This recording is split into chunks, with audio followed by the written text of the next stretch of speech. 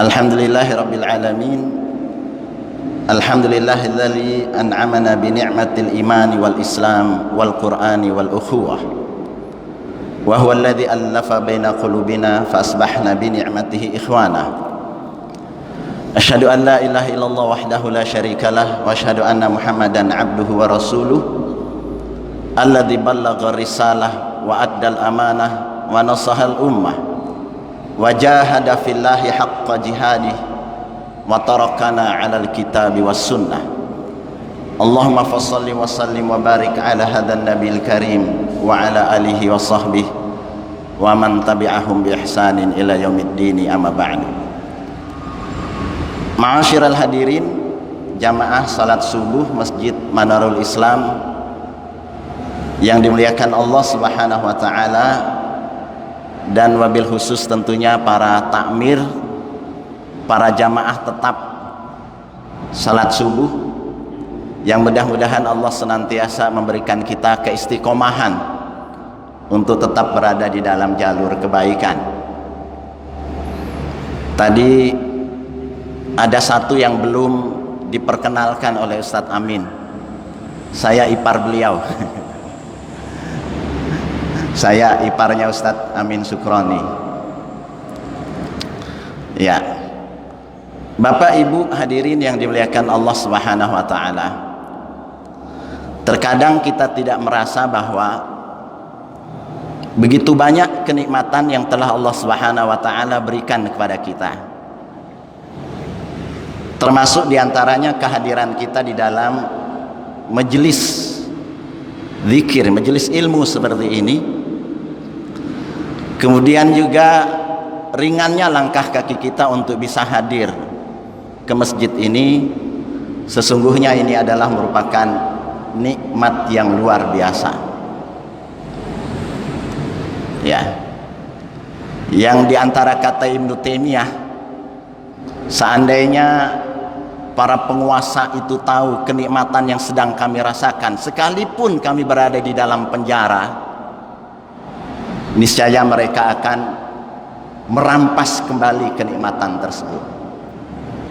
Nah, oleh karena itulah sesungguhnya di antara tugas utama kita sebagai seorang muslim, kata Rasul sallallahu alaihi wasallam, adalah di antaranya bersyukur atas nikmat-nikmat yang sudah diberikan kepada kita. Sebagian kita merasa bahwa tema masalah syukur ini adalah sesuatu hal yang lazim, biasa-biasa saja dan sudah sering disampaikan. Tapi Quran menyatakan di dalam surah Ibrahim ayat 7, Allah Subhanahu wa taala berfirman, a'udzu billahi minasyaitonir rajim, wa itta'adzana rabbukum la in syakartum la azidannakum wa la in kafartum inna adzabi lasyadid. Ya. Dan Tuhanmu sudah memproklamirkan, ta'adzana dari kata-kata adzan, mengumandangkan. Di antara tafsir bahkan bersumpah, aqsama, a'lama, ngasih informasi, ngasih tahu kepada kita semuanya, ya, apa yang Allah Subhanahu wa taala adzankan, ta'adzana, informasikan, kumandangkan, proklamirkan, sumpah, adalah la in syakartum, jika kalian betul-betul mau bersyukur, la azidannakum, pasti akan ditambah kembali nikmatnya. Wala in kafartum, tapi kalau kalian kufuri, ya, dalam tafsir Ibnu Katsir disebutkan kafartumun ni'am, kalian kufuri kenikmatan-kenikmatan itu. Satartumuha, kalian sembunyikan. Wajahattumuha, kalian ingkari kenikmatan yang sangat banyak, yang tidak bisa kita hitung secara detil, kata Quran. Wa in ta'uddu ni'matallahi la tuhsuha. seandainya kalian mau menghitung secara detil, karena ihsa itu sensus bahasa Arabnya. Artinya kalau pemerintah lagi sensus itu kan mendata secara detil. Maka Quran membahasakan, seandainya engkau mau menghitung secara detil satu persatu, secara rinci, kamu nggak akan sanggup. La tuhsuha, nggak akan sanggup menghitung nikmat-nikmat yang sudah Allah Subhanahu wa taala berikan kepada kita. Yang jadi persoalan adalah nikmat ini tidak ada yang gratis. Tidak ada yang diberikan percuma lalu kemudian persoalan selesai. Sekecil apapun nikmat itu kelak akan dimintai tanggung jawab di hadapan Allah Subhanahu wa taala. Tsumma latus'aluna yauma idzin 'anin na'im. Lalu kalian akan betul-betul disoal. Latus'aluna, betul-betul ditanya, betul-betul dimintai tanggung jawab 'anin na'im, keseluruhan nikmat yang sudah diberikan kepada kita.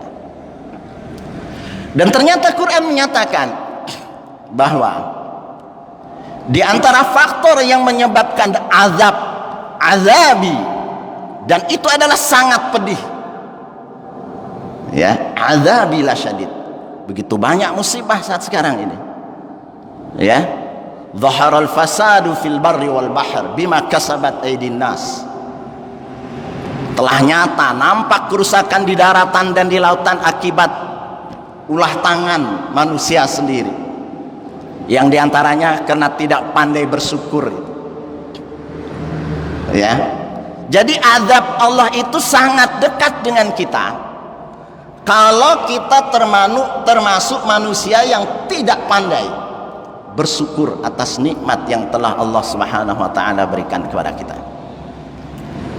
Bapak Ibu hadirin yang dimuliakan Allah Subhanahu wa taala, kita ingin menyebutkan apa sesungguhnya nikmat terbesar yang diberikan kepada kita, karena dia banyak. Ya, apa yang membuat Bapak Ibu bisa hadir pada kesempatan pagi hari ini? Ni'matani. Ada dua nikmat kata Nabi. Maghbunun fihi ma katsirun minan nas.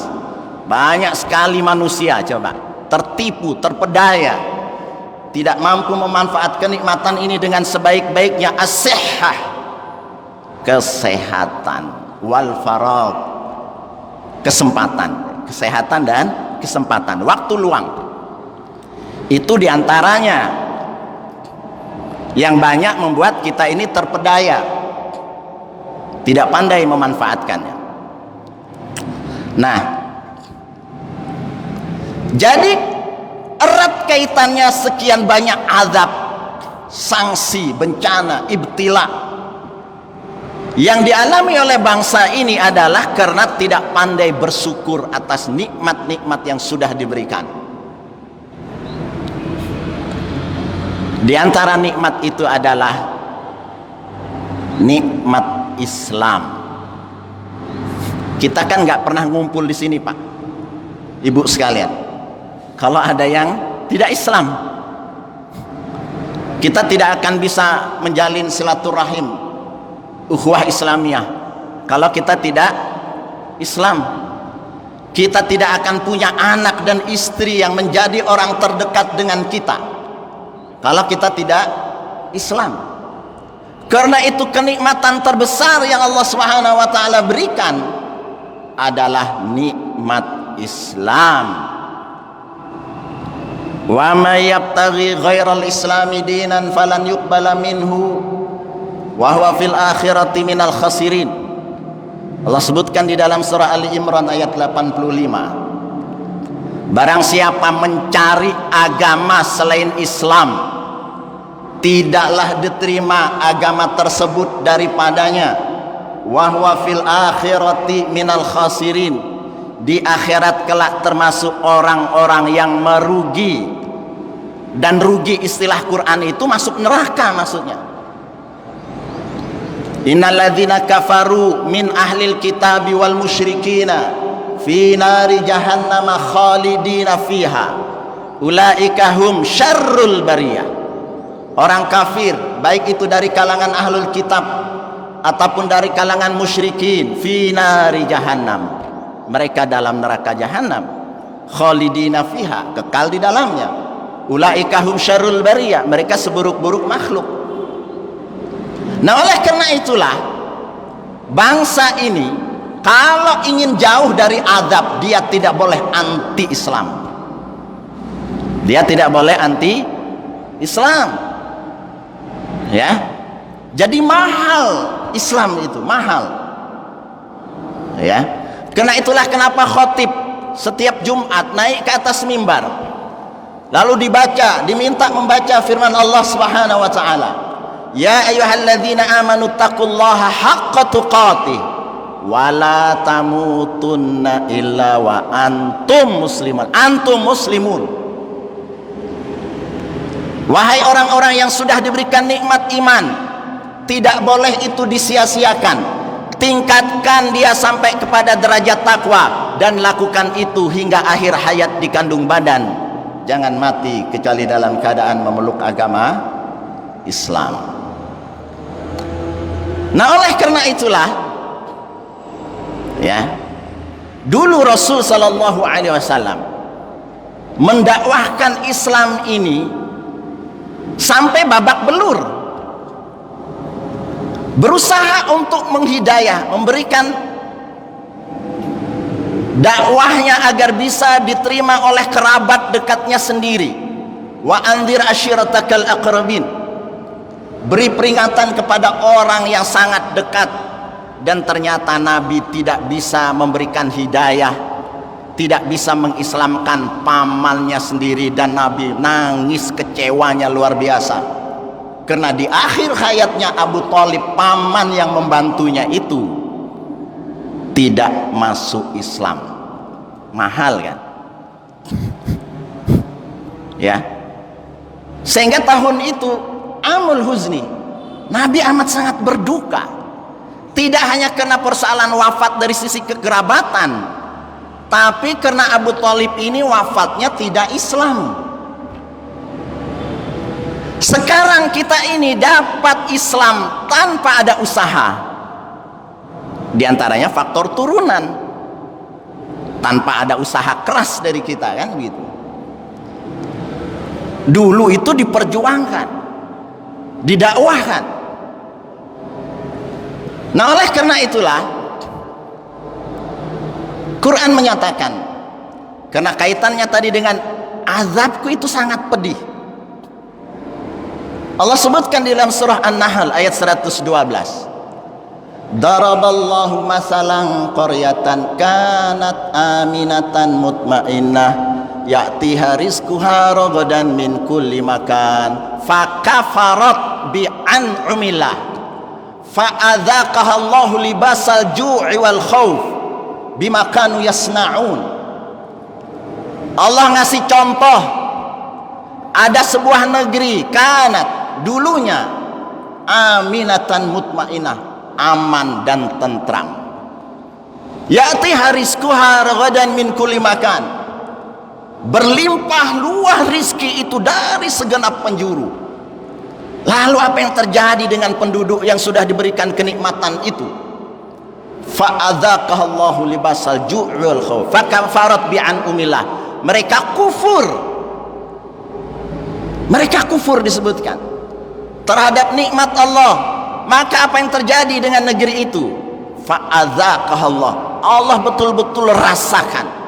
Rasa itu zauk, ya, Allah betul-betul timpakan kepada penduduk kaum itu pakaian, coba, tapi bukan libasut taqwa, libasal ju', pakaian rasa lapar dan rasa takut. Kita ini mau kemana-mana merasa takut, merasa terteror, ada COVID, macam-macam saja, ya. Nah, jadi sekali lagi, negeri itu lalu kufur terhadap nikmat Allah, maka negeri itu ditimpakan rasa lapar dan rasa takut terhadap perbuatan mereka sendiri.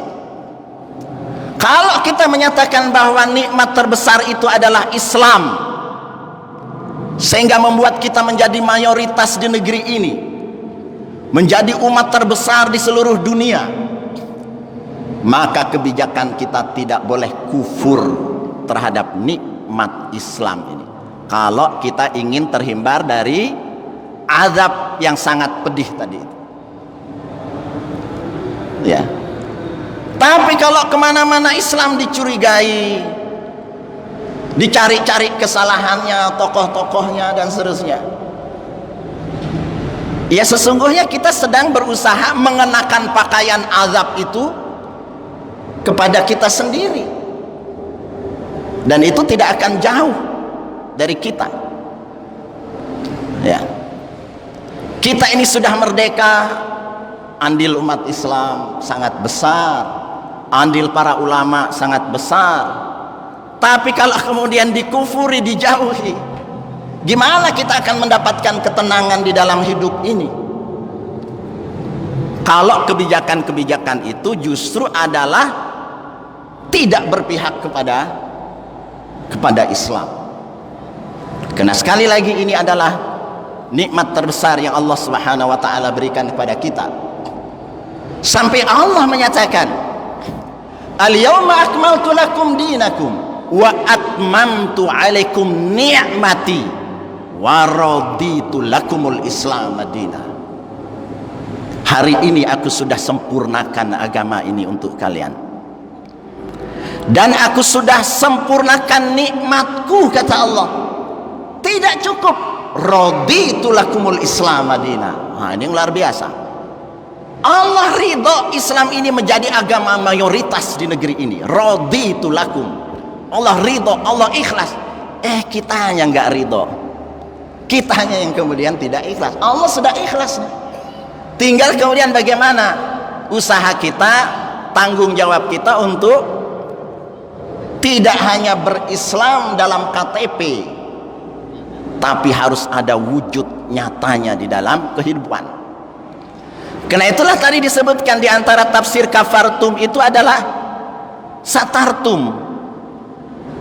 Kalian sembunyikan nikmat Islam ini. Tidak ada rasa bangga orang terhadap Islam. Padahal Islam itu turun untuk apa?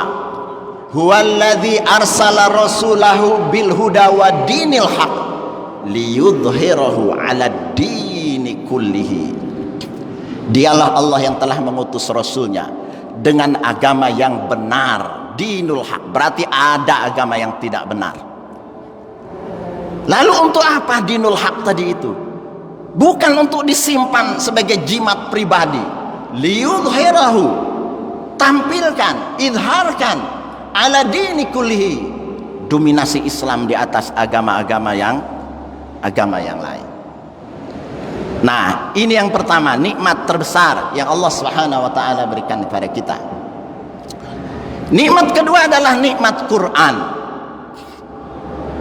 Apa jadinya kita hidup tanpa Quran? Karena itu sederhana apa yang dimaksud ajaran sesat. Ya, Nabi sudah ngasih arahan itu.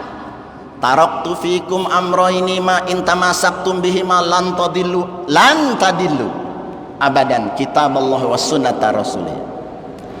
Aku tinggalkan kepada kalian dua perkara, selama kalian berpegang teguh kepada keduanya, lan, sama sekali tidak sesat. Ya, sama sekali nggak sesat kalau berpegang teguh pada Quran dan sunnah. Berarti apa ajaran sesat? Itu sederhana, ajaran yang menyimpang dari Quran dan sunnah, ajaran yang tidak ada dalil yang dibawa dari Quran dan sunnah, kan gitu. Nah, lalu bagaimana ya muamalah kita terhadap Quran itu sendiri? Minimal 17 kali imam itu, ya, kalau kita selalu hadir dalam sholat berjamaah, di antara doa yang paling sering dipanjatkan dan diminta itu adalah ihdinas siratal mustaqim.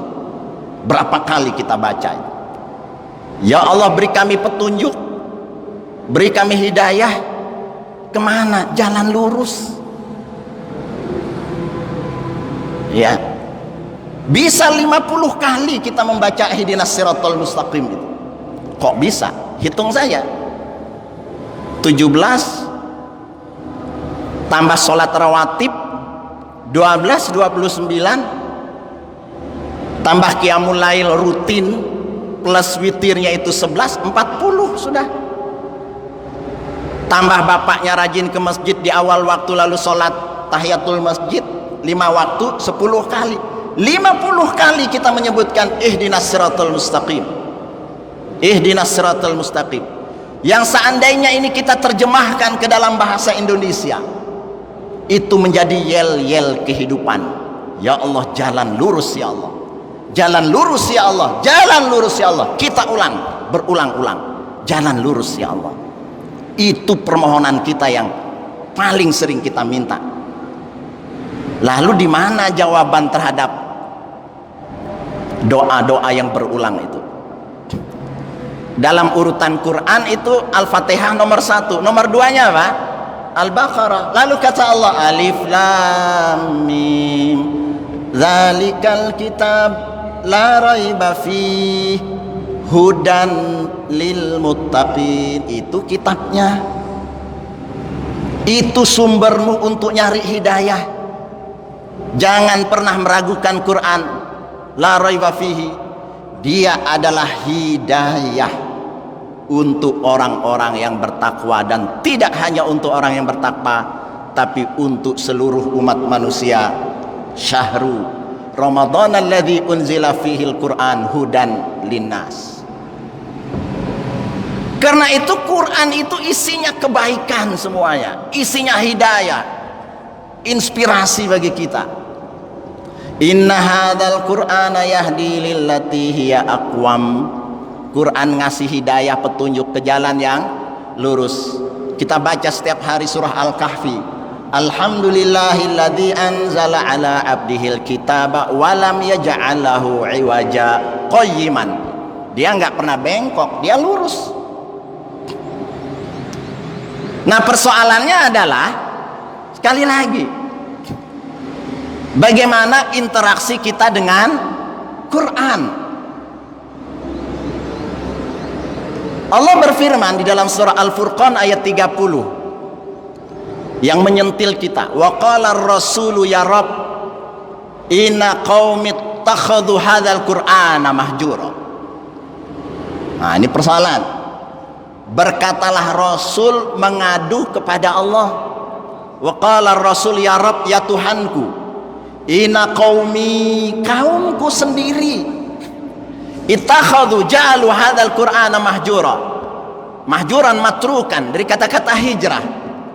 Apa hijrah itu? Intiqalu min makanin ila makan, pindah dari satu tempat ke tempat yang lain. Quran sudah ada disodorkan di hadapannya, tapi dia lari dari Quran, dia berpaling. Orang yang berpaling dari kenikmatan Quran, maka hidupnya juga sengsara, musibah. Waman a'rada an dzikri fa innalahu ma'isyatan dongka. Barang siapa yang berpaling dari peringatanku, kata Allah. Zikir itu diantara makna Quran. Inna nahnu nadzalna zikr wa inna lahu lahafidun. Tapi dia tolak. Barang siapa yang berpolak, a'rada an dzikri fa inna lahu ma'isyah dongka, susah hidupnya, ya, sempit hatinya. Wa nahsyuruhu yaumal qiyamati a'ma. Nah, di padang mahsyar nanti mereka dikumpulkan dalam kondisi buta. Qalu, mereka bertanya kepada Allah, protes. Lima hasyartani a'ma wa qad kuntu basira. Ya Allah, kenapa kami dikumpulkan di padang mahsyar dalam kondisi buta? Wa qad kuntu basira. Dulunya saya di dunia adalah orang yang melihat dan melek. Lalu apa kata Allah? Qala kadzalika atatka ayatuna fanasitaha wa kadzalikal yauma tunsa. Hari ini, ya, Bukankah sudah datang begitu banyak ayat-ayat kami kepada engkau? Fanasitaha, kalian cuekin, kalian biarkan, kalian hijrah, tinggalkan. Ya, wa kadzalikal yauma tunsa, maka hari ini pun kata Allah kami lupakan kalian. Nah, oleh karena itulah Quran itu sumber segala kebaikan. Ya. Dalam surah An-Nahl, orang-orang yang bertakwa itu ditanya, wa qila lil ladzina taqaw madza anzala rabbukum qalu khairan. Nah, ditanya kepada orang-orang yang bertakwa, madza anzala rabbukum, Tuhan kalian itu nurunkan apa kepada kalian? Maka jawaban orang yang bertakwa itu khairan, kebaikan. Dia tidak secara langsung mengatakan bahwa yang turun itu Quran. Kenapa dia sebut khairan? Karena memang sumber kebaikan itu ada pada Al-Quran. Hal itu lalu ditegaskan oleh Rasul sallallahu alaihi wasallam, khairukum man ta'allamal Qur'ana wa 'allamahu. Sebaik-baik kalian adalah orang yang mau belajar Quran dan mau mengajarkannya. Jaminan kebaikan itu diberikan pada man ta'allama wa 'allama, yang mau belajar dan mau mengajarkan. Tapi apa yang terjadi dengan bangsa yang mayoritas muslim ini, yang sudah disampaikan ini sumber kebaikan, seandainya ditanya kepada kita saat sekarang ini, apakah bangsa yang mayoritas muslim ini adalah pengamal Quran? Jawabannya apa, Pak? Iya apa belum? Iya kan? Seandainya lebih rendah lagi, waduh berat ini mengamalkan Quran, karena negara ini bukan negara Islam, tapi negara sekuler juga tidak. Jadi negara yang tidak resiko hidup di negara yang tidak bukan. Lalu ditanya lagi lebih rendah lagi, apakah bangsa yang mayoritas muslim ini adalah orang-orang yang menghidupkan tahfidzul Quran, berusaha membuat warganya itu menghafal Quran, dibiayai oleh pemerintah, ada anggarannya, ya, agar kita tidak termasuk waman a'radu an dzikri? Maka jawabannya juga sama, belum atau tidak. Lalu ditanya lagi nomor 3, apakah mayoritas kita yang muslim ini adalah orang yang mendakwahkan isi kandungan Quran, yang isinya kebaikan tadi, dikasih jaminan kuntum khairu ummah, kalian sebaik-baik umat, diantaranya baik karena Quran? Maka jawaban kita belum atau tidak.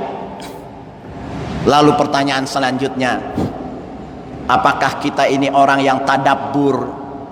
Tatkala Quran dibacakan kita dengar, kita perhatikan, atau hati kita ini sudah terkunci? Afala yatadabbarunal Qur'ana am ala qulubin aqfaluha? Ada apa gerangan mereka tidak mau berusaha faham, tidak mau tadabbur Quran? Apakah hati-hati ini sudah terkunci, ada gemboknya? Maka ternyata jawaban kita juga adalah belum atau tidak. Apakah kita membaca tafsirnya, berusaha untuk mengerti dan paham Quran?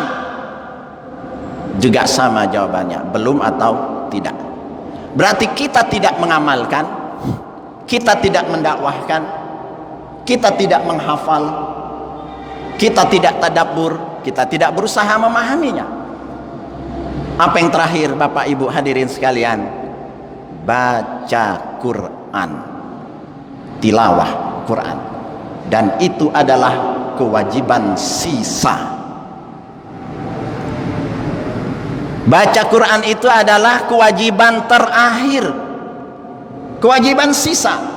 Tatkala kita mengatakan, ya Allah uzur, saya nggak mampu, saya nggak bisa mengamalkan, saya nggak bisa mendakwahkan, saya nggak mengerti, Lalu apa yang kau bisa? Baca. Dan itu sekali lagi adalah kewajiban terakhir dan kewajiban yang sisa. Apakah kita ini punya uzur, punya alasan untuk tidak baca Quran? Allah sebutkan di dalam surah Al-Muzammil ayat terakhir, di mana diperintahkan kita untuk membaca Quran itu yang gampang. Faqra'u ma tayassara minal Quran. Baca yang gampang bagimu Quran. Gampang bagi saya 1 lembar, silahkan. Gampang bagi kita surah Yasin, silahkan. Surah Tabarok, silahkan. Yang penting baca saja Quran itu. Faqra'u ma tayassara minal Quran. Allah nggak minta kita yang lebih-lebih dan berat, yang ringan saja. Ma tayassara. Kenapa? Alima an sayakunu minkum marda. Allah tahu ada di antara kalian yang sakit betulan. Allah kira-kira tahu nggak kalau ada di antara jamaah ini yang sakit? Tahu. Dan Allah juga tahu kalau ada yang pura-pura sakit. Allah juga tahu. Wa alima an sayakunu minkum marda wa akharuna yadribuna fil ardi yabtaguna min fadlillah. Yang kedua lalu mengatakan, saya nyari duit, saya berjalan di muka bumi mencari rizki, mencari karunia Allah Subhanahu wa ta'ala, sehingga saya sibuk nyari duit dan tidak sempat baca Quran. Wa akharuna yuqatiluna fi sabilillah. Sedangkan yang lain alasannya adalah berjuang di jalan Allah. Jadi ada alasan bagi orang untuk tidak baca Quran itu, alasan sakit, nyari duit, atau berjuang. Tapi apa kata Quran selanjutnya? Faqra'u ma tayassaru minhu. Kamu kan diminta yang gampang saja dari Quran itu. Faqra'u ma tayassaru minhu. Apa yang gampang? Yang penting ada usaha untuk baca Quran. Wirdul yaumi namanya, wirid harian harus ada, agar kita tidak termasuk orang yang hajrul Quran, yang disebutkan di dalam surah Al-Furqan ayat 30. Jadi kita ini punya sekian banyak alasan yang Allah tidak menerima alasan itu. Bagaimana zikirnya Rasul sallallahu alaihi wasallam, istighfar? Disebutkan, fa wallahi, hadis dari Abu Hurairah, demi Allah, kata Nabi, aku beristighfar, minta ampun kepada Allah dalam sehari lebih daripada 70 kali, dalam satu riwayat 100 kali. Nabi yang dijamin maksum, tidak ada salah, tidak ada dosanya, istighfarnya mohon ampun kepada Allah 70 sampai 100 kali. Sementara kita tidak dijamin maksum, tidak bebas dari kesalahan dan dosa. Berapa istighfar kita? Lalu kemudian kita beralasan. Nabi tidak mentolerir alasan. Yang penting ada usaha, dan Quran itu sumber kebaikan. Nah, di samping ada persoalan internal kita terhadap Quran, lalu kita tidak berusaha mensyukuri nikmatnya. Allah sebutkan di dalam surah Fussilat bahwa ada rekayasa agar kita ini jauh dari Quran. Kalau tadi berkata Rasul mengadu kepada Allah, ini waqala alladzina kafaru, berkata orang-orang kafir, la tasma'u lihadzal Quran. Ini berkata orang-orang kafirnya. Apa kata orang kafir itu? Jangan dengarin Quran. Jauhi masyarakat ini dari Quran. Sibukkan dengan game, sibukkan anak-anak kita dengan handphone, gadget dan seterusnya. Jangan dengarkan Quran, kata orang-orang kafir. Kenapa? Walghaw fihi, bikin lagaw. Coba lagaw, salah satunya lagu. Ada konser musik, ada sekian banyak pemuda-pemuda kita, ada idola-idola artis-artis Korea. La tasma', kata orang-orang kafir, lihadzal walgaw, bikin hiruk pikuk, bikin hingar bingar, bikin lagaw-lagaw. Untuk apa kalian lakukan itu? la'allakum taglibun, agar kalian mampu mengalahkan umat Islam. Karena itu nggak ada cara kecuali kita harus kembali kepada Al-Quran Al-Karim. Pedulilah ya. Dan sekali lagi mengingatkan kewajiban yang tersisa bagi kita itu adalah tilawatul Quran. Dan yang terakhir, nikmat yang Allah berikan kepada kita adalah nikmat ukhuwah Islamiyah, nikmat persaudaraan. Mahal persaudaraan itu, sampai Rasul mengatakan hakul muslim alal muslim sid. Hak seorang muslim, coba hak seorang muslim dengan muslim yang lain. Idza laqitahu fasallim alaihi, kalau berjumpa ucapkan salam. Idza da'aka fa'ajibu, ada undangan penuhi. Idza stansahaka fansah, diminta nasihat berikan nasihat. Idza atisa fahamidallah fasamithu, kalau dia bersin lalu dia mengucapkan hamdallah, balas dengan doa. Fa idza marida fa'udhu, kalau dia sakit kunjungi. Fa idza mata fatba'hu, kalau dia meninggal iringi jenazahnya. Seolah-olah Islam mengatakan kepada kita, tatkala engkau sudah berjumpa dengan seorang muslim, dia adalah saudaramu dan ikat persaudaraanmu itu erat-erat. Jangan engkau lepaskan, karena itu hak. Sampai kemudian dia punya hajat kamu tahu, dia sakit kamu paham, dia kemudian mengundangmu. Sampai kemudian dia punya masalah dan problem, dia memberikan nasihatnya. Dan saking seringnya kita berkumpul seperti hadirnya kita di dalam masjid ini, bersinnya pun kita dengar. Nggak mungkin Pak Aput dari Bandung mau bersin WA dulu, ya kan? Pak, sebentar lagi saya mau bersin, tolong dijawab bersin saya lewat WA. Ini adalah isyarat bahwa kita ini harus sering berkumpul seperti ini, minimal untuk bisa saling mendoakan bersin masing-masing. Karena kalau kita nggak banyak berkumpul, gimana jawab bersinnya? Kan gitu. Sampai kemudian dia sakit pun, sampai kemudian dia wafat, kita kemudian mengiringi, tidak putus persaudaraan itu. Karena itu orang yang memutuskan silaturahim itu la yadkhulul jannah. La yadkhulul jannata qati, enggak masuk surga. Orang yang hobinya memutuskan silaturahim. Sampai dusta, kadzib, yang itu adalah dosa besar. Zur, sumpah palsu, itu adalah dosa besar, menjadi boleh, menjadi mubah untuk mempersaudarakan kita yang saling bertikai dan konflik. Ada pihak ketiga yang mendamaikan, dan tatkala dia mendamaikan itu dengan dusta, dan termasuk kadzib, dusta yang diperbolehkan untuk menjaga dan merawat mahalnya nilai ukhuwah Islamiyah itu. Karena itu terakhir apa kata Allah tentang ukhuwah ini? Wa'tasimu bihablillahi jami'an, berpegang teguhlah semuanya kepada tali Allah, wala tafarraqu, jangan mau dipecah belah. Wadhkuru ni'matallahi alaih, ingat nikmat Allah. Nah, ingat nikmat persaudaraan itu. Id kuntum a'daan, kalian dulunya konflik, bermusuh-musuhan. Fa'allafa baina qulubikum, lalu dijinakkan, dirapatkan hati-hatikan kalian.